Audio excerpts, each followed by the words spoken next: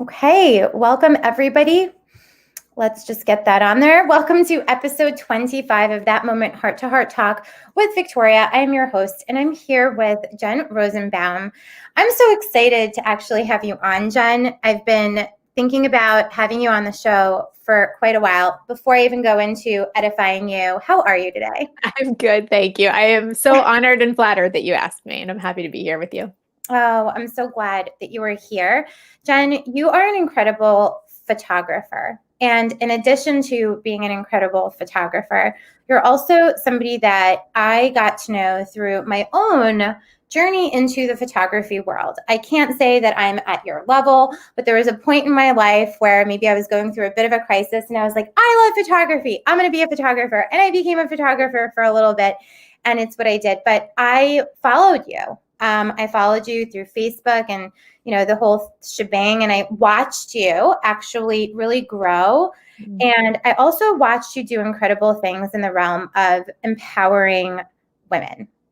And I just think that you're incredible and you have a just zest, power about you and energy and unabashed, just way of being. And I just love it. And I think that you have a story that's powerful. So please, can you share with everyone who you are in this world and the way you see yourself? Thank you so much for saying that. I'm very, very flattered. Yeah, I am a photographer, and my photography journey started because I was going through a hard time and I needed a distraction in life. So I was a stay-at-home mom. And we were trying to have another baby. I was married at the time. We were trying to have another baby, and I was having all sorts of complications and surgeries and problems and whatnot. And it became a time in my life that was pretty dark. And I'm not a dark person. So if I'm down and depressed and isolating, there has to be something wrong. So I essentially, this is a super short version of the story, turned to the camera and taught myself photography and discovered boudoir photography very quickly after that, and decided that was what I wanted to do when I grow up. I turned my bedroom into a studio back in 2008, early 2009. And I turned my basement into an office, and we worked out of the house for quite a bit. And then I moved to a studio in Long Island City, and now I'm in a studio in Long Island in Port Washington.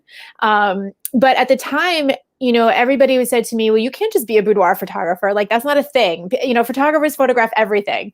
And I was like, well, watch me, because this is all I want to do. This lights me up. I love working with women. And that's what I did. I just kind of created this niche market for myself, and it became wildly popular, thank goodness. Mm-hmm. And, for me, it was never, yes, it's women in scantily clad outfits and lingerie and whatnot. But for me, it was never about the sex side of it. It was always about the empowering side of it, the empowerment and the connection that I had with my clients. So in the beginning, I started this business before social media. It makes me sound so old, but it's not even that long ago, right? So mm-hmm. Facebook was just starting. There was no Instagram, but it gave me a platform to speak about the things that I was going through. And nobody talked about infertility, right? It was like, shh, don't even tell anybody you're pregnant. Don't do this.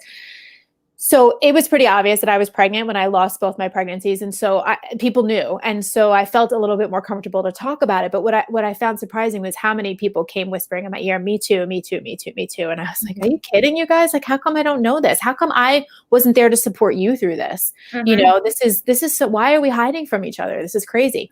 So I started speaking openly about it, and a lot of my clients would come, and they were also struggling with fertility issues. And then I ended up getting pregnant again and having a baby. So then a lot of my clients were moms that were trying to get their body back, and then I was turning 40. So a lot of my clients were turning 40. And then right before my 42nd birthday, I was diagnosed with breast cancer. And that's when everything sort of really came together for me. I was like, okay, this is my purpose on earth. This is what I'm here for. Everything, every picture I've taken, every client I've worked with, every woman I've connected with has led me to this moment. And I realized in that moment that breast cancer was happening for me, not to me. Mm. And that was how I was going to look at it, that I meant to do something. It cannot be a coincidence. I'm a boudoir photographer who has breast cancer and has a female audience and a voice and a platform. And so When I was diagnosed, I remember calling my mom and saying, I just want you to know I'm going to be very public about this, and brace yourself, because my mom's very private, but brace yourselves, because this is what I meant to do with my life. And so that's sort of a little 12 years in about 2 minutes. You did that very well. Have you done that before, where you just condensed all of that into a nutshell? It's not so easy. No, There's a lot we're missing in there somewhere, but a couple of kids. I told you before, I'm going through a divorce right now. So, life's not over. There's a lot more experiences to be had right now. Absolutely. I want to, first of all, say I think you're incredibly resilient. And, it's definitely happening for you. But I want to go back a little bit, because it's not always been the case. I'm only assuming, but just knowing human nature and myself as well, those pearls of wisdom come at some point, right? But then how did you get there? How did you get to that point of, this is happening for me, not to me? It did happen very early on for me, because I realized that out of my infertility and my very dark days back in 2008, 2009, my business was created. If that never happened to me, I wouldn't have this business. I wouldn't have this platform. I wouldn't have the voice I have. None of this I wouldn't be who I am today if I didn't go through that difficult part of my life. So I was able to reflect back and say, you know what, I've been down this road before. Maybe not this actual path, but I know that at the end of this path, or maybe even during this path, if I can be present, that there's gifts for me along the way. Now, I want to say, I had a very bad case of cancer. I had stage 2B cancer. I had to have a double mastectomy. I've been through 5 surgeries for reconstruction, and, I've been through chemotherapy. I've done the things, and I'm not trying to say it's all like rah, rah, yay the whole time. It's not. I cried about it just today. Okay. So it's not always happy moments. But I want to say that I knew I wasn't going to die. Okay. So I knew, when people say to me, oh, you had a life-threatening experience, I'm like, no, it really wasn't threatening my life. Okay. I knew if I had, at the moment, I knew if I had a mastectomy, if I had chemotherapy, that it would give me time and hopefully never come back. Right. Knock wood. But I don't know. I don't know that. Does it change my perspective? 100%. But I wasn't told, okay, you have stage 4 cancer. This is terminal. I wasn't told that. So that allowed me a little bit of space to breathe. Yeah. And I just want to recognize that, because I think that there are people out there that hear that, they say, oh, it must be easy. I mean, you didn't have stage 4 cancer. You didn't have, you weren't in such a bad condition. But the truth is that I did go through a heck of a lot, and I'm still going through a heck of a lot. I just had surgery 7 weeks ago, and I have an infection currently. I was hospitalized for last week. I have an IV in my arm right now. I mean, I'm still going through things even 3 years later. But it happened for me early, I just knew. I just said, you know what? I'm not going to sit around and feel bad for myself. It's not the person that I am. And I will have those moments, and I will embrace those moments. But this is a journey situation, not a destination situation. If I can't make the best out of this journey, then what's the point of getting to the destination? The journey is the whole thing. Yeah, it's the journey. And you definitely, I always say, trust your journey. You definitely trusted it. When you said that to your mom, what did she say to you? And was she a big part of where you're laughing, you're smiling? What did she say? I'm laughing because I don't think she understood what it meant. She said to me at one point, I mean, she knew, as soon as I told all of my friends and family, my close friends and family, I went to Facebook Live, and I announced it. And, that video got hundreds of thousands of views, and it was like, a big deal that this was happening to me. And she understood that. But at some point she called me and she said, do me a favor. When this is all said and done, don't go showing your boobies all over the internet. And I was like, has she seen Instagram? Yeah. I was like, okay, Mom. So you have no idea who I am, right? And I mean, not only am I outspoken, but I'm a photographer. I mean, it just, everything's aligning the way it needs to align. So the first time I showed a picture of myself bare chested, it was about, the picture was from about a week after my mastectomy. So my incisions were raw. I had very, very, very small boobs. I had, not implants, but expanders put in, and they were barely filled. There's something that gets filled over time. And I remember I wrote an article for somebody, and it was going to be published on the internet. And I saw that they included the picture, and I panicked. And I was like, no, we can't show this picture. We can't show this picture. And I sat with it. And I realized that the reason I felt scared about showing the picture was for two reasons. One, I was afraid that my next door neighbor was going to see it, and I use that like a loose term as the next door neighbor. Like all my friends' husbands are going to see it. All my neighbors are going to see it. Which I mean, really is so self-centered because nobody really cares that much about me and my chest. But I realized it was out there for people to see. And the second thing was I was very afraid of disappointing my parents. And so I know that's crazy at my age, but I wanted to protect them. I felt that they were already going through so much emotion. I mean, the only thing worse than having cancer is having a child with cancer. And that applies at any age. So I called them and I just said, listen, I'm not asking you permission, but I'm telling you that I am going to share this image and I want you to brace yourself. And I want you, to know that this is going to go out there. And they said to me, I'm very proud of you. That's an amazing thing that you're going to do.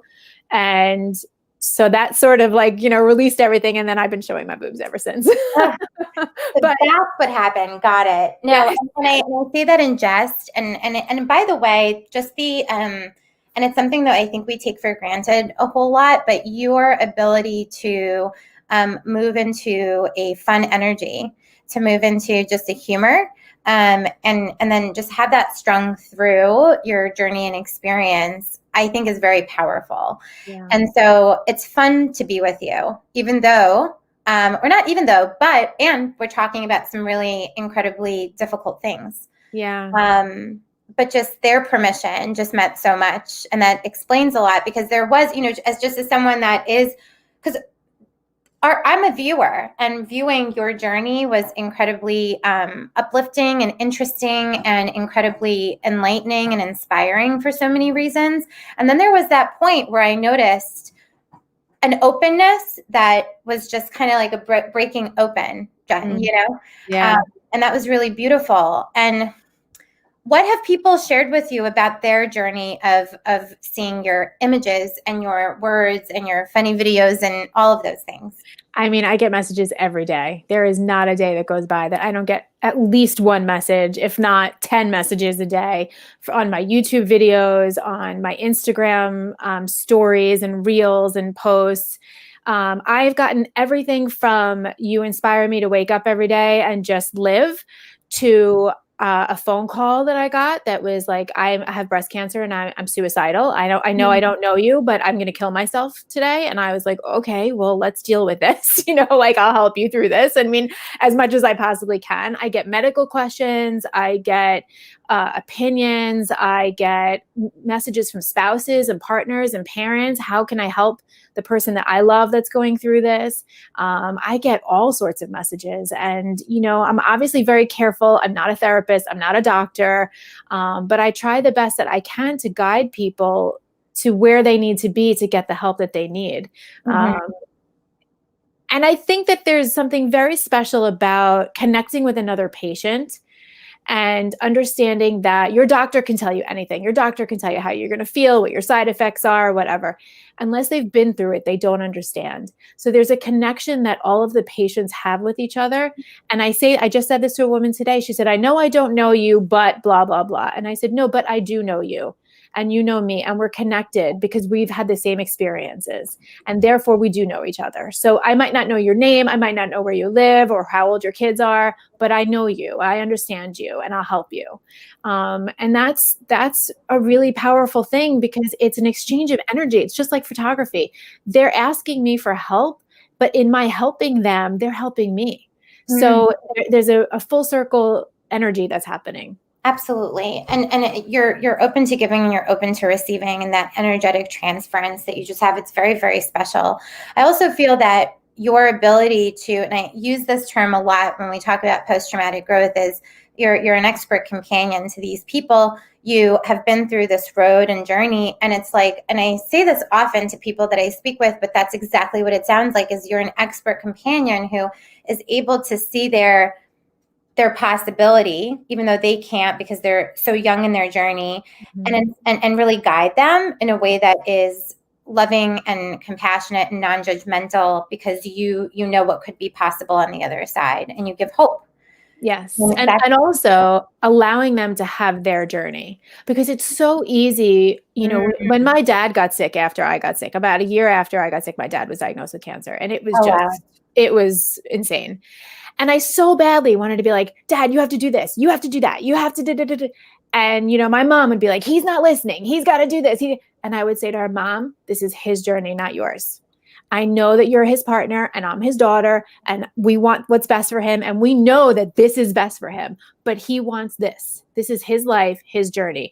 And that is one of the hardest things as somebody who supports somebody else through cancer, or really anything traumatic, is we have to put aside what we think we know is right for them and allow them the space even to mess up, even to say, oh, you're right, I should have done that, or I should have done this.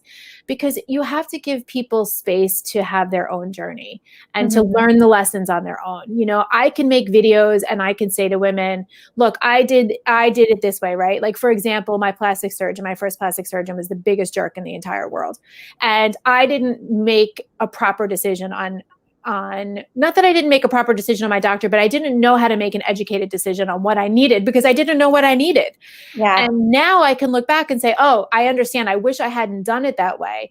And I can teach somebody else, look, don't make the same mistake I did. Maybe interview a few plastic surgeons before you choose one.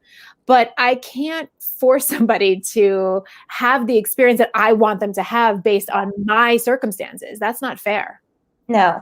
What did you do to work through that? Because I would imagine that there comes many feelings like guilt, or should I, like the shoulds. And, at what point do you stop and allow somebody's line to be, to really respect someone's line? How did you get to that place of learning the boundary? I think for me, it was very much like when my dad got sick, I really realized what it was like to be on the other side, how helpless you feel. When you are in treatment and you're going through the surgeries and you're fighting the cancer, your body is in survival mode and your brain is in survival mode. You don't know that, there's any other option than just getting through this and being a warrior. And this is what we see, right? Even I'm guilty of this. We see this on social media. We see, oh, I'm going to wear my Wonder Woman shirt and I'm a champion and this is great and strong. But the thing is, that really does exist. That, that feeling of I got this, I'm a champion, I'm a warrior does exist. What I realized was when treatment is over, that's when shit really hits the fan. Sorry if I'm not supposed to curse. That's really when things get difficult. And I was not open about it at the time because there was a lot of shame, a lot of guilt, a lot of people would say to me like, well, you should just be happy you're alive.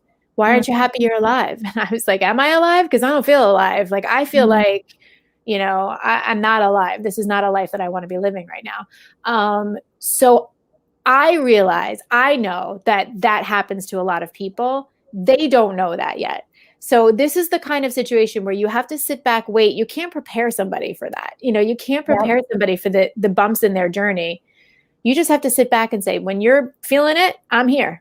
Whenever that is. That could be a month after, a year after, it could be during, whatever it is, I got you. I'm here. And it's tempting, and especially as an empath, like for me to want to go in and say, this is everything that's going to happen, and I'm going to do this for you, and I'm going to be there for you.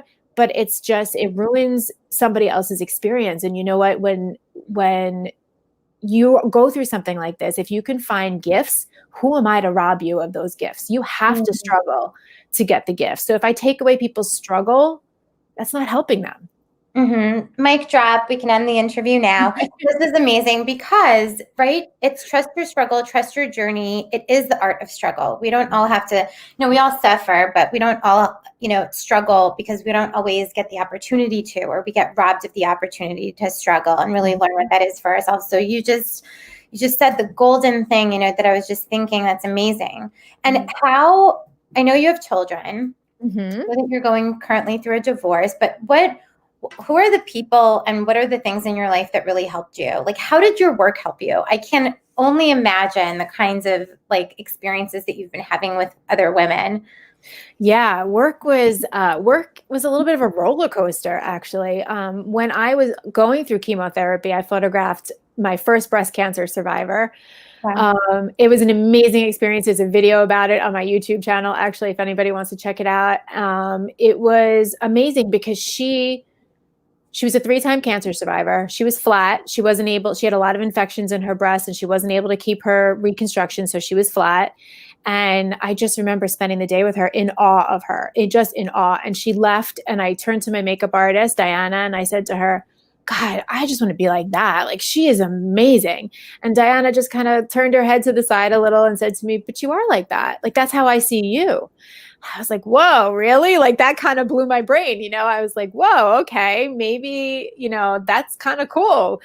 So that, again, that energy exchange, but also it really helped me on my tough days. Like when a client would come in who was not a survivor, who maybe had a beautiful, perfect whole body, and then say to me, oh, I feel so fat, and I'm like, in my mind going, seriously, you have boobs. Like, you have your own boobs. You have a healthy body. You're beautiful. What are you complaining about? But I had to work through that whole, like, again, this is not your journey. This is her experience. You were not so different than her a few years ago. And, you have to be understanding of that. But the things like boob envy is like a real thing. It is a real thing. And so in my work, I've had to really come to terms with that and work through that. And I have, and it's taught me a lot of lessons, but also I still really love working with breast cancer survivors and being around them. But it's emotionally exhausting. I mean, a few weeks ago, I photographed a bunch of survivors for a project,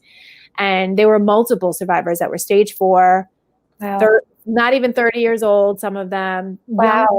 Yeah. And it's hard. It's hard to be around it all the time, but also it's fulfilling and beautiful. And, it's a yin and yang. Incredible. Amazing. How do you, in those moments, take care of yourself? Don't ask me that question because, like 4 days after that shoot, I ended up in the hospital. That's why. And, and, I have to, it's something I really need to be careful about. I'm not great at it. I'm really not great at it. I will push myself to the point of exhaustion at times because there's the empathy again, right? It's like, I have to take care of people. I have to go do this. I have to take care of them. And I forget to take care of me. And when I ended up in the hospital with the infection, my doctor did read me the riot act. He said to me, listen, you're burning the candle from both ends here. You're under a lot of stress. You're doing a lot of things for other people. Who's taking care of you? And the answer is really nobody. I mean, I'm trying to take care of me, but I don't really have time to do that. And he said to me, you know what, Jen? This is how people get infections because their body's too tired to fight it off, or not that he's blaming me, but, trying to make me aware. And this is honestly, how cancer happens. This is how cancer happens when we don't take care of ourselves. We don't work through our emotions. We stuff everything down. So how do I do it? I'm still working on that. I don't know. It out. It's part of your journey. Yeah. Yeah. I love it. What do you say to your kids? How are they? And I guess what is their role in your journey? Yeah. Well, it's funny because when I showed that first picture of myself, I also told my kids, I asked my kids if they were comfortable with it. And this was quite a few years ago. They were young. Yeah. But I felt it was the right thing to do to give them, the respect. So I have been very honest with them about a lot of things. I've always said to them, if you have questions, you can ask me. If you want to see my scars, my surgery or whatnot, you can see it. If you don't want to, I'll never show it to you. That's fine. Just don't follow me on Instagram. But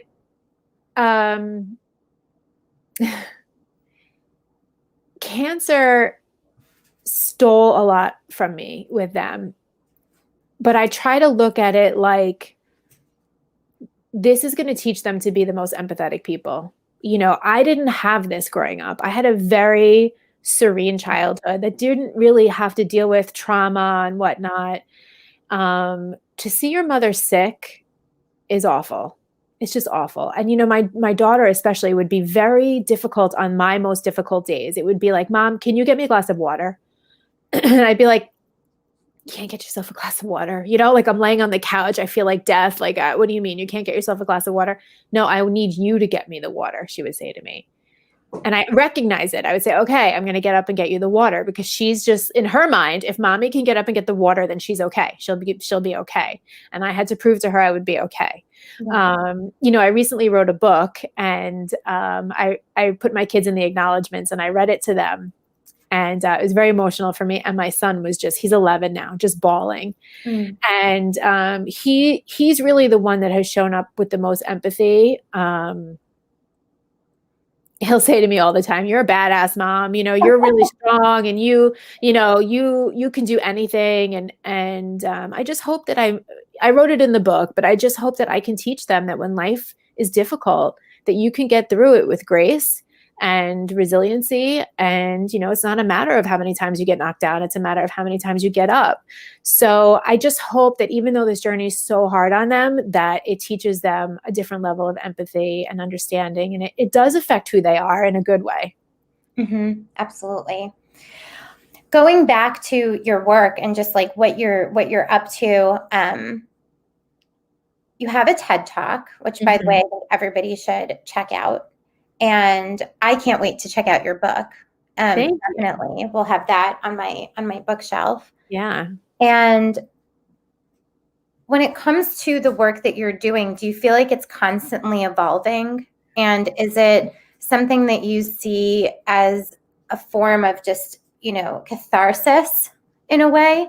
Or has it been something where you're also searching for other things to create and do? Yeah, all of the above. It's taken on a life of its own. I'm writing, I'm taking pictures, I'm making videos. I'm just using my voice and my hope, just to reach as many people as I can. And I've sort of let the universe guide me in that, where do I need to be and who do I need to speak to in the moment? What do I need to create right now? I joke about like getting the infection. I say, oh no, this is just because, the universe wants me to put out a video on like how to know if you have an infection so I can save somebody's life. So it's all good. Like if that's what I have to do, then I'll go do that. I'm not trying to make right, but I'm not trying to make myself sound like, oh, I'm Superwoman. I'm just going to go save people's lives. But I mean, I just realized that there's, I call it breast cancer bingo. Like, okay, I won bingo now. I've had the surgeries, the infections, but I just realized in the moment that there's a bigger purpose for this. So I'm just trying to do what I can do. I mean, the pandemic hit and I decided I'm going to write a book. I'm going to talk about the fact that after cancer is way harder than having cancer and nobody talks about it. I don't know why anybody doesn't talk about it. It's like nobody told me, everybody could tell me again, every side effect of every medication or how I'm going to feel after my surgery. Nobody told me that I was going to feel like crap after I just had my life saved. It's like, so, yeah, it's cathartic for me and it's an art therapy in a way, if you will. And you're very good at it. Thank you. I had the pleasure of you, being someone who was there to take those kinds of photos for me. And even though it was a time in my life that was also, quite challenging and difficult, the experience really showed me how talented you really are. It really is an art to be able to invite people in a really compassionate way to do things with their bodies that they're not always used to doing, right? I wonder, like, what was one thing that you learned about yourself that you maybe didn't know about yourself through this journey? That is such a good question. I'll tell you something. I don't know if it's so much that I learned about myself, but I learned that honesty with your emotions is the most important thing in the world for your health.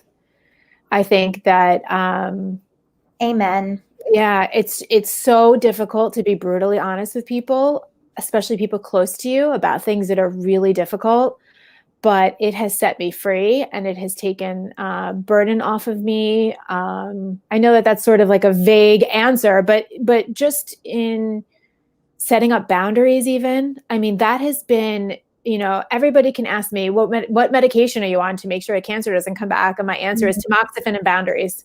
It's like I'm on medication, but also boundaries. Boundary setting is like the best medicine I've ever given myself. And that was really hard. Like I did not know of what boundaries were before I got sick and shortly after as well.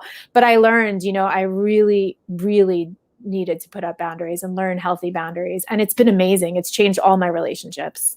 It's actually was another question I had that probably is dovetailing into this because it's so important for people to hear. Many times we go through life, and I work a ton with parents. So it's funny because in the parenthood journey, parents say, but I thought that I was over that. You mean this thing from my childhood is coming up now in my children? What do you mean? And then, and so we say, yeah, you think you're kind of like, whew, I'm done with that. But then it comes up. Like it always comes up, like shit floats kind of thing. Yeah. So was it like that? Was it like there was something, you had a serene childhood, but maybe there was something that was not dealt with. And then this really gave you this platform and opportunity to kind of be like, you got to deal with this. Yeah. I mean, listen, I'm always very careful because I know logically my parents did an amazing job with what they had available to them with me, but they're human. Yeah. We're all raised by humans, which means we're all going to be messed up. We're all going to be flawed in some way because we're raised by people who are flawed and just doing the best that they can. I'm very well aware of how I messed up my children, I mean, I'm not like, oh yeah, I do it on purpose, but I understand that, look, I was in a marriage for many years that I shouldn't have been in. Okay. So I understand that that affects my children. And not only does it affect my children directly, but maybe there were times where I had shorter patience, or I was emotionally exhausted, or I just like shut them up because I couldn't deal with them and my husband. And it was like, okay, everybody stop having feelings right now because I need to just go to bed. We are human beings. So of course, I mean, I think this is something I've really learned about marriage, especially. I was married for a long time. And when you're in a situation where you choose a partner, especially in your 20s, like I did, and you get married and you start growing and changing into a different person, you have to really go back and look. And if your marriage is not going to work, and say, why did I choose this partner?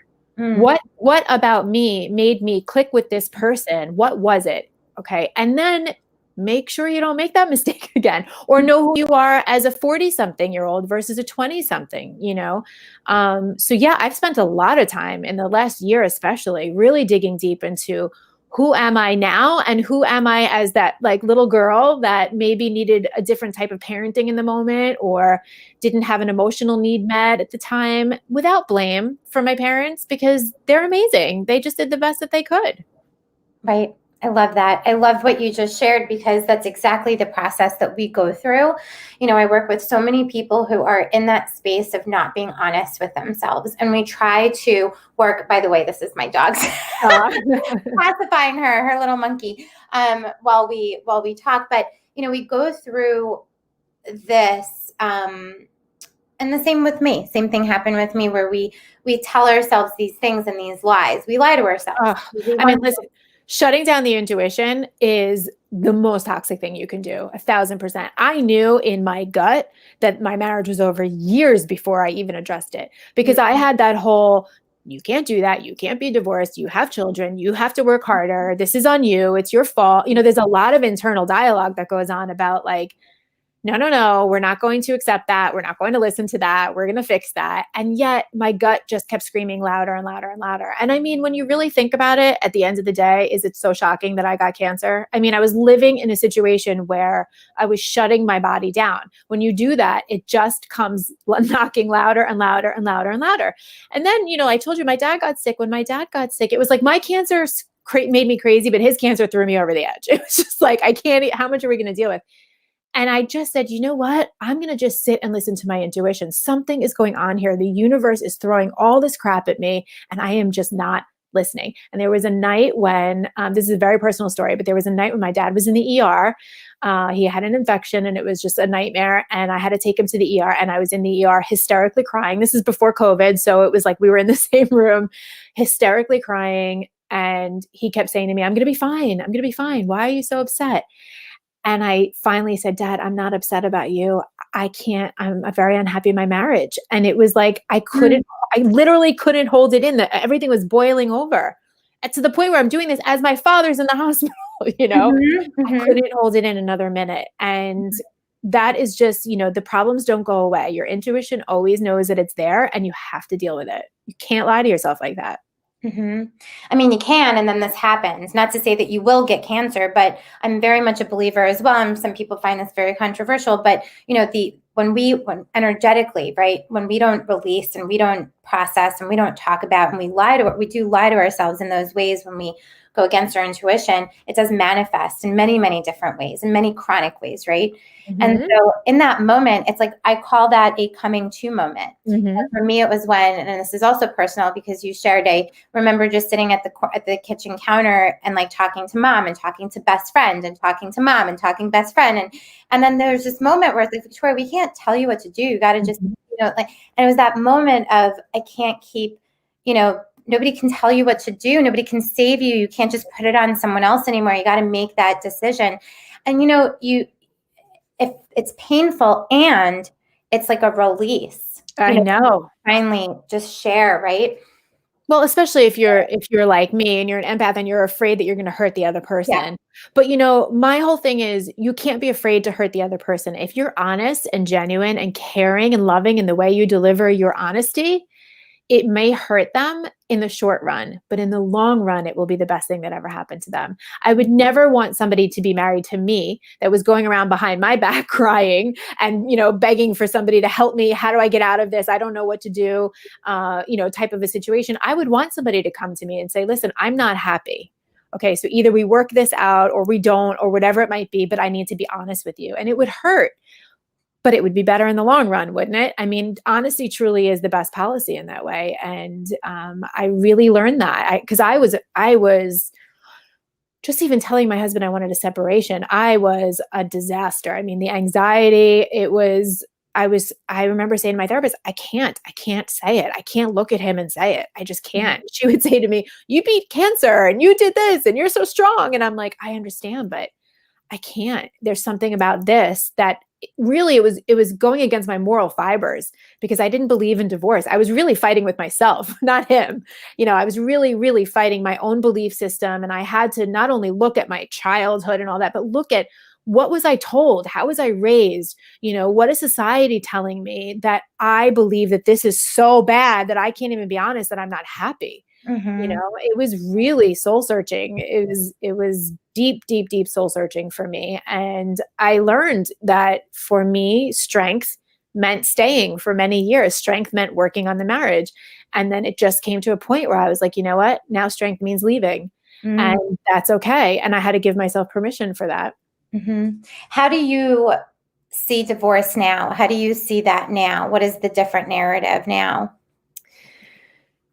So it hasn't changed necessarily in that I still believe in marriage. I really do believe in the sanctity of marriage. And I do believe that people should work on it, that they can work on it. But I understand now that it just doesn't always work like that. I guess I just never, it was so naive of me. I never really understood.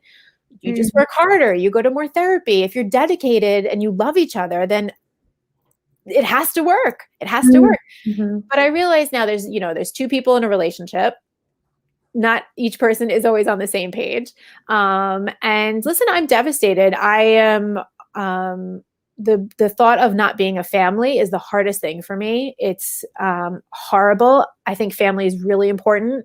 I enjoyed being a wife in the way that I am a caregiver, and I was one of those little girls that like dreamt about being married and being a wife and taking care of her husband. And I did do that. So in a divorce, that it also took away part of my identity. And I think that was part of what was so hard for me. Like I felt like people are going to think I'm a failure and I'm a bad wife. I don't want people to think I'm a bad wife. I was a great wife. Like I tried really hard to be a great wife and it meant something to me. And what are people going to think about that? But, at some point you have to just not give a crap about what anybody thinks. And I realize now that happiness really doesn't only look one way. And if life has taught me anything, it's like, always expect the unexpected. So go figure. It's ironic that I would get divorced. It was almost like, okay, you're the one that believes in marriage the most. You're going to be the one that gets a divorce. And it's a lesson learned. And, now when people say to me, I'm getting a divorce, we had this moment before where it's like, do you want me to say I'm sorry or congratulations? Yeah. And I was shocked when people said it to me. Like, I was so scared of telling people. When I told people, they would say, good for you. I'm happy for you. And I was like, really? Do people actually really say that? But but people would say to me, I know you well enough to know that if you're doing this, it's the right decision. And it really helped me come to terms with all of that. So yeah, my view on divorce has definitely changed. I still think it's awful. I mean, it's terrible. It's terrible. But I realize that like if people are doing it because it's really that horrible, then it really must be necessary, you know? Agreed. And I appreciate your honesty there, because, our narratives don't change and just flip all the way to the other side, but you see the gray in it, right? And it's not all black and white in that way. But who's Jen now? Like who are you now? Because I hear a lot of what are people going to think? And I wonder, has that shifted? How has that shifted and transforming? Who are you now? Like, what's your identity? Oh yeah. I have never cared less about what people think about me. In fact, I've almost become like so much of a version of myself that I'm like, I dare you to think something about me, like do it because it fuels me, who am I now? Right now in this moment, I am trying to figure out how to be a single mom. I'm trying to figure out how to hear my voice again. I lost myself big time in my marriage. So, I look back and I think, my gosh, all the things that I was able to accomplish without any support, without, even my own support of myself. And I was able to do all of that. What can I do now? Now that I'm free of that and I believe in myself more, I mean, I'm really enjoying my own company quite a bit. And I think that that's a really big deal for someone that's been sleeping next to somebody else for 21 years to be able so quickly to say, this is great. Like, I love this. I am not so quick to jump in another relationship, and I'm not so quick to, serve somebody else and take care of somebody else. Like, I really want to take care of me right now. So I'm really loving that. And the true answer is, I don't know. I don't know yet. I know that there's something great out there for me. This is part of the journey, right? I'm still a little down in the journey, and I just got to get back up. And when I get back up, it will become clear for me. And I think that I'm going to be, I keep saying to everybody, this is the best thing that's ever happened to me. And I believe that. It doesn't feel like it all the time, but I do believe this will be the best thing that ever happened to me. And so I don't know. I don't know yet, but you can't undo 21 years of putting somebody else's needs first in 3 months, 4 months. It takes time, which I don't love because I don't have really a lot of patience for that stuff. But I'm again enjoying the process. I'm enjoying the process. I'm embracing the difficult moments. I had a moment today. I sat on my floor in my bathroom in my robe and I just cried. He was sending me texts that just upset me, and I just cried, and then I brushed it off and I moved on. I said, okay, that's okay. Of course it's going to hurt. It's probably always going to hurt in a way, but right now I'm just enjoying me, and it's COVID time, which makes it, easier in a way because I don't have to worry about being social per se and, showing up a certain way. I'm just settling into me, listening to me, and trying to figure it out. I love that so much. Just so much of what you're saying, Jen, is resonating with me. And I know that going back to the conversation around being honest with yourself, and I think when we're in that dishonesty phase or the fear, which by the way, I still feel sometimes, I actually feel a lot because I'm predisposed to anxiety. And so I'm a bit of an anxious person of what if, if somebody gets upset, what if something like this happens? But there's a sort of like, there's a growing comfort with starting to become comfortable with the uncomfortable, if that makes sense. Do you know what I mean? It's like just knowing that there's an honesty that's present within you creates this sense of freedom that just, I don't know if I'm expressing it the way you feel it, but that's you're hearing in you. Yeah, you're 100% right, because I've made a career putting women in the uncomfortable, right? I mean, I am always the first one to say nothing good happens from staying in your comfort zone. You have to be uncomfortable. You have to be in pain. I constantly push myself into that pain, now I don't need to. The world is pushing me all over the place, but there would be times where like even little things, like I would do a 30-day challenge. I'm going to be vegan for 30 days. I'm going to not eat chocolate for 30 days. I'm going to do push-ups every day for 30 days. And it's hard, by the way, these little challenges of these things you think you can't do, it's hard to do them. So I would constantly be pushing myself. Well, I'm going to, I went to a photography conference in 2009 and I was like a photographer for a hot minute. I sucked. It was terrible. And I sat there and went, I'm going to speak at this conference next year. And I spoke at the conference the next year. This is what I do. This is how I challenge myself to do things that are out of my comfort zone. And I think it's like the preparation, right? When you train for a marathon, it's not about the 26 miles you run. It's about how many hours you ran before that to get to the point where you can run the 26 miles. So when my marathon started hitting, when I had cancer and my dad had cancer and COVID and my marriage is falling apart, this is my marathon right now. And, I prepared myself for it. So does that answer your question? I believe in pushing yourself out of your comfort zone, even during times when you don't have to. It's like you're never going to grow if you don't do that. You're never going to, change as a person. And we do have a certain amount of control. Now, I'm not a doctor, so you can fix whatever I'm saying medically, but we do have a certain amount of control of our brain, and that it is a muscle. And I was just telling a friend about this today who's going through something hard that, her brain was telling her things like, oh, you're not doing the right thing. She's also dealing with some marital issues, and it's hard to be honest. It's hard. And I would say, okay, when those thoughts come up, like for me, when those thoughts would come up, like divorce is not right. You shouldn't be divorcing. It's the wrong thing to do. I would counteract it with a thought like, you're setting the proper example for your children, that they shouldn't be in a bad marriage, or, I would say, even with this, like I'm getting frustrated. I want these antibiotics out of my arm. I want to be done. And instead, I don't, when people say to me, how are you? I don't say, oh, this is so annoying. I say, I'm healing. Right. So like we have to change the way our brain works. And the only way to do that is to step outside your comfort zone and say, you know what, brain, if you think I shouldn't do this, I'm going to show you that I can. And I'm going to create these new pathways. And then next time when something hard shows up, I'll be able to do it. And I say that even about my scars, right? Like I don't want to cover my scars in any way, shape, or form, because I know at any moment, if I'm doing something that I think is too hard for me, I can just look down and go, I've done harder things. And that's a thing that I say often. I've done harder things. I mean, who puts themselves on a table and says to the doctor, amputate my breasts? It's the hardest. Who puts themselves in a chair and says, hook me up to poison week after week after week? It is the craziest thing to do. And it seems obvious at the time because you want to save your life. But like I said before, when that tidal wave hits you of like, I can't believe I did that, nothing else really compares to that. Anything that I'm going through, I say, I've done harder things. I've done harder things. And that's just a training of the brain. First of all, I'm not a medical doctor. I'm a doctor. I have a PhD. Right. No, I understand.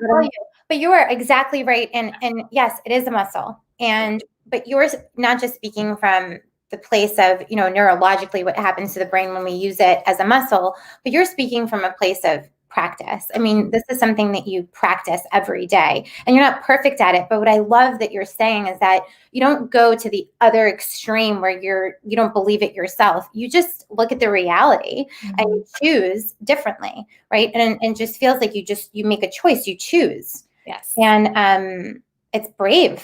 It's incredible. I'm thinking of a woman right now, Jen, and I actually wanted to connect you with her. Maybe she's watching right now. I'm not sure. But, she's going through this new phase, this new journey, very similar to yours. She knows she's not going to die. She has a way to live, and really, it's also, so she has that on her side. She feels, though it feels like a breaking open. She just says, I thought I was like, I didn't like vaccines or shots. Now I'm like, do it to me. You know what I mean? Yeah. I didn't even take an Advil. Yeah. And it's and listening to her, watching her go through this, and then listening to you, it seems like do you feel what do you say to people who may not have that experience? Because I hear this, right? People saying like, I'm just jolted into this adrenaline rush of, I got this. But there are people that I work with that do not feel they've got this. And they're listening to you and they're like, I'm not her. And I don't know if I'm ever going to be able to be her. So what do you say to those people? Where should they begin? Who should they turn to? What should they do? Yeah, there are those people for sure. And I would say find support. definitely find support in any way, shape, or form that you can. I mean, I have a Facebook group with survivors in it, thrivers, metavivers, previvers. There's all sorts of, different stages that women are dealing with cancer. And to just be really careful about what you surround yourself with. There's a lot of really scary stuff out there. When I was first diagnosed and I was looking on the internet for mastectomy photos and support groups and all of that, it was very depressing. There was a lot of people that were really in bad shape, and it scared the hell out of me. And that's partially why I created this Facebook group, to be a little bit more of an uplifting place, because what I realized was, and this is again before COVID, I realized that the people that were living their lives and were happy and found freedom and joy again after cancer were out living their lives. They weren't sitting on a Facebook group. It's only the people that were suffering with something, and infections and bad surgeries and bad experiences with doctors and partners that left them and all sorts of really sad, awful stories. Those were the people that were sitting at home writing on the computer. And I'm not to say that I was right or wrong. It's, everybody has their journey and they needed that support, but it's easy to get caught in the black hole and just kind of downward spiral and say, okay, everything is bad. Everything is horrible. I'm never getting out of this. So I think to find people that have had positive experiences, and to have found gifts in their trauma and their journey, and to surround yourself with those people is really important. My plastic surgeon that I'm with now, because I've been through 3 plastic surgeons, but my plastic surgeon that I'm with now runs a support group in his office. It's part of his patient program. It's a holistic way of approaching care. This is not just about your surgery and your breast. This is about your mind, and your mind has to be in a good place to heal your body. Surgery, they do like visualizations, they do partner breakfasts, they do women to women and patient to patient. So you can find these things in a lot of different places. It could just be a therapist, it could be a best friend, but just to find a place that you're really comfortable being honest and saying, I am really struggling with this, because I have, like I said before, I've heard many times, you should just be happy you're alive. Aren't you happy you're alive? And there's a lot of shame that's put on you when you survive cancer and you don't feel great. There's a lot of shame in this world. And so just to find people that understand you. And for sure, no doubt, it's definitely with other patients as well, for sure. I love that advice so much. And as I'm listening to you, I'm just so excited. I know you said you're not sure where your journey will take you, and you're not sure what your identity is, but really creating something from nothing and really stepping into this just space of possibility. I just see so much for you. I think it's incredible what you do for a living. I think it's incredible what you do for women. And I want you right now to share all of your Facebook stuff. So you have a Facebook group. What is it called? It's called Life After Cancer with Jen Rosenbaum. Okay. But if you want to get to all of that, the best thing to do is go to jenrosenbaum.com or at Jen Rosenbaum on Instagram. And my Instagram feed, as you know, is really a daily journal of my life. I mean, I post daily. Nothing is ever planned. Now my dog's getting in on the action. Nothing is ever planned. It's what I'm feeling in the moment and what I'm struggling with and what I'm happy about. And there's links on my bio in my Instagram to all of the stuff, also my books and my Instagram and my Facebook and all the things. I love it. I love it. I love it. Thank you. And I know I hate cutting this because I can talk to you forever. But my little Yorkie's getting jealous. So cute. What would you say is something that you, first of all, are working on right now that you would like to meet someone, or if they're listening, to get in touch with you? Are you doing anything like that? Well, yeah, I am actually going to be starting a podcast about cancer that is going to be 1 part medical, 1 part patient perspective, 10 parts hilarity. And we're just going to kind of on you for that, for sure. Yes, and we're just going to kind of have some people on there that can educate us, but also people can make us laugh and talk about the crazy things that go on. Mostly, I'm probably going to have other patients on, and we can just talk about the realities of what life is like, but it will not be depressing whatsoever. So if anybody out there knows somebody that could, offer some of that. And I'm also considering putting a program together for women after cancer to help them put their lives back together based on the book and whatnot. So I've been a little busy and haven't really been able to do it. But if anybody out there wants to help with that, has some advice on that, I'm open to it. And if anybody knows a cute single doctor, no, I'm teasing. No, she's not. No, she's not. I will start thinking. That's amazing. That's awesome, Jen. And the power of putting it out there. I happen to know an amazing network of people. I will definitely be introducing you to now that you've put that out there, and anyone out there who has, any phone numbers for a hot single doctor or anybody who is interested in merging with you and collaborating with you, which there's so many. Incredible. And what's one last thing that you would love to leave people with? One last thing I want to leave people with. I think that I really want to tell everybody to be grateful for your health. Be grateful for your health. I'm very big, and you and I have discussed this before. I have body issues. So many women have body issues, and we beat up our bodies and we call ourselves fat and ugly and undeserving and all of that. I've done all of that, especially through this journey and feeling, not whole. But this morning I woke up with a very large amount of gratitude for my health and for the body that I do have. And so I just kind of want to share that message today, to be really grateful. If you have your health, you have everything. My father used to say the same thing, and it just ran through my body as you said that, with chills. Wow. If you have your health, you have everything. True. Yes. Thank you, Jen. Thank you so much. Thank you for being a light, for using your struggle to support other people. You really are a very, I talk to a lot of people, and incredible, influential people. You really are a true example, because I've watched you shift through the years because of the photography, blossomed in such a way. You've always been a great photographer and so funny and like a great presence. But if I may share so publicly and personally, that you've blossomed.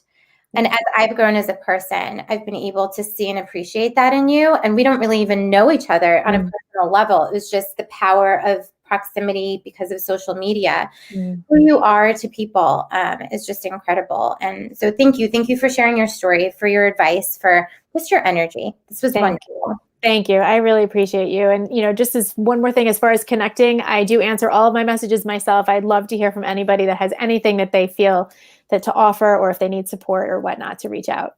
Beautiful. Beautiful. Thank you so much, Jen. And everyone that's listening, connect with her. She is wonderful. All right. Have a wonderful evening, everyone. And I'll see you soon.